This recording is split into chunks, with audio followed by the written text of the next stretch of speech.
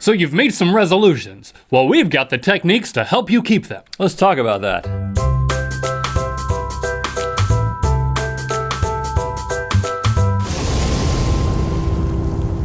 Good Mythical Morning. One of the things we do on this show called Good Mythical Morning is we ask you to ask us questions of advice that we can then answer with advice that you can either take or leave. We field those from the Facebook and Twitter. Thanks for liking us and following us and being our social friend. We're here to help. I feel like you're a real friend. Addie Brezoff asks, I always say I'm gonna pronounce the names ahead of time and practice them. And then you go, then I never do Addie it. Brezoff. So clearly I did not practice. How does a person stay motivated to actually go through with their New Year's resolution? Well, isn't this the question that everyone is asking this time of year? You, like many people, made a choice to resolve, to become resolute, to have a resolution to do something. And you, if you're like 78% of the people who make New Year's resolutions, you, my friend, will fail. 78%. And that's you know what? Almost 8 out of 10 people. That's okay. First of all, right out of the gate, I'll say, because at least you're trying.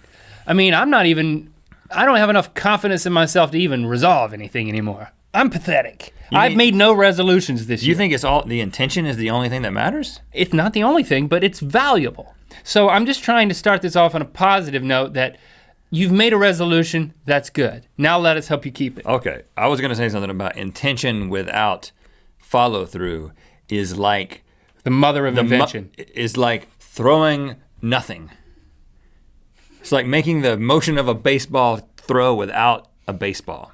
In other words, it's just fanning someone's face. Which I'm saying is valuable if that person's hot. As in temperature-wise, not attractive. Yes. Like this is logical anyway. Okay. I love how we're applying logic to this stupidity. Are we gonna help people or not? I have a great idea. I believe that you in the present are the best motivator for you in the future. Not a buddy, but people do the buddy system. Buddies fail, buddies die sometimes. But you might die, but then if you die, it doesn't matter because the resolution's just kaput anyway, right? What's the idea? The idea is that you make videos of your present self talking to your future self at intervals, and then you have those automatically scheduled to be sent to you in some customary fashion, so that maybe once a month or once quarterly for the year that you've got this resolution, you check in on you. Yes, which is much easier than making videos of your future self to talk to your present self. Right, that never works. I've tried it. Okay, so in the future, I'll get a message from the past me that is more resolved than my current me. In that past, you will say things like, listen, I know this has got to be getting hard, but I want you to get back to that place that I am at right now, the place that your mind is at right now, where you are so resolved to not eat potato chips this year, or whatever the thing might be. So it's like a life coach that you don't have to pay for because it's you. Right. In the past. It's free. You gotta figure out the logistics of scheduling. But it is a video. It can happen. It reminds me of Miss Wakes' 8th grade class. Do you remember this? At the beginning of the year, she got us to write a letter to ourselves, and then she mailed it to us, right? At the end of the year? I never got it. I got my letter. My mom wasn't into that kind of thing. Checking the mail? Just, she's like, oh, this is something for him. I'll just put it in a shoebox. Anything addressed to you was shredded. No, and the funny thing about it was, I remember, because it was, I think, I don't remember what it was, goal related. The only thing I do remember is I thought it was for 18, when you were 18. I thought it was Miss Smith's class, and it was when you were graduated college or something. It seemed longer Maybe I didn't get the letter. But here's my point. Okay. The only thing I remember, because I've forgotten all of it, is that I was motivated knowing that I was going to get that letter someday. Yeah. That the me that wrote the letter was going to, I wanted to please the past me. Mm-hmm. Yeah. I was surprised at the motivational quotient of that. Please the past you. That's my motivational thing for the year. Dustin Baker asks, when do I really need to stop writing 2013 on things? I would say in 2014. So, you mean like addressing a check or I don't think we need to ask a follow-up question. I think we know the answer. dating a check, as if anyone does that anymore. There's a lady, hey, I was in the grocery store the other day and a lady was doing the check thing at the grocery store. I was like, people still do that. They write checks at the grocery store. Ladies. Older ladies. Older ladies. Yeah. They don't swipe things. You should write 2014. When it becomes 2014, you should write 2014 on it. Related question. Is it now wrong to say 2014? Morally, no, but it is not advised.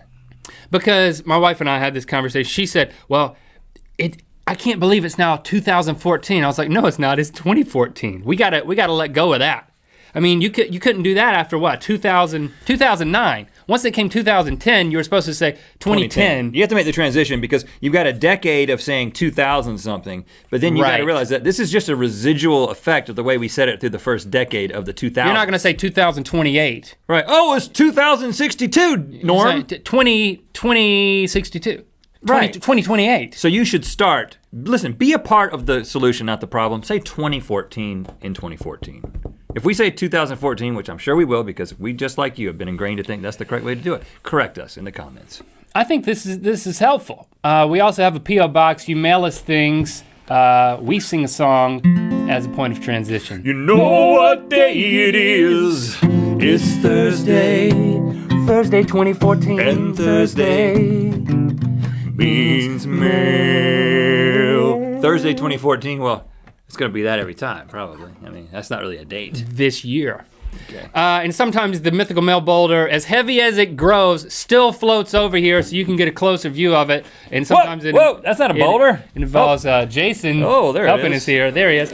Okay. There's that thing, look at that, it's 2014, all right. Greetings from Chattanooga, Tennessee. This is Vince and Sharon Von Cleve from Tennessee, Chattanooga. The Von Cleves. As my husband and I were preparing for our own strange holiday tradition, Tacky Sweater Party, GMM saved the day. Enclosed, you will find the first and last Oh my. handcrafted poop log sweaters They're hoodies, really. ever created. All right, so we're trying to get over the holidays here, but we had to show this to you. What happens when you put a hoodie over a hoodie? We talked about the strange Christmas tradition of the poop log, and now it's memorialized on a sweatshirt. I love big poops. It's Christmas. This whole sleeve is dedicated to saying nothing but the word poop. Check this out, Link. Look at this, watch this. Log. You didn't think this was possible, but check it out, look.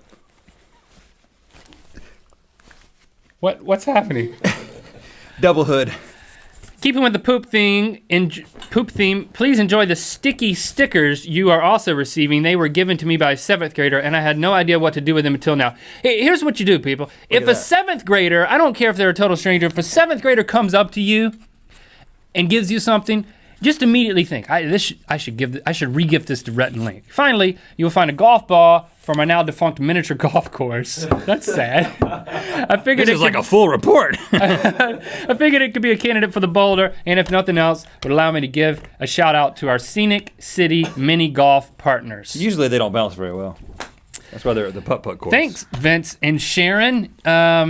You are truly being your mythical best. We are gonna send you a Be Your Mythical Best wristband available at our store, RhettandLink.com/store, along with a lot of other stuff. It changes color with your mood. Should I put this hoodie on? It doesn't really, it's always green. You could, I mean, sure, but it's not gonna be as cool as what I've done because I've already got a hoodie on. You know what time it is. Hey there guys, I'm Miss Steph Roman from Pennsylvania in the States, and it's time to spin the wheel of Mythicality. Von Cleves, you know what? We're gonna give you a poster too. The reason we didn't say it is because we've sold out, but we've got more coming. More Good Mythical Morning posters, signed. Get this in the meantime. Stay tuned for Good Mythical More, when not only will I put this on, but we'll have an amazing continuation of a discussion. Click through to remain on YouTube, our new Good Mythical More channel. Link. What? Guess I'm gonna go enjoy my hoodie.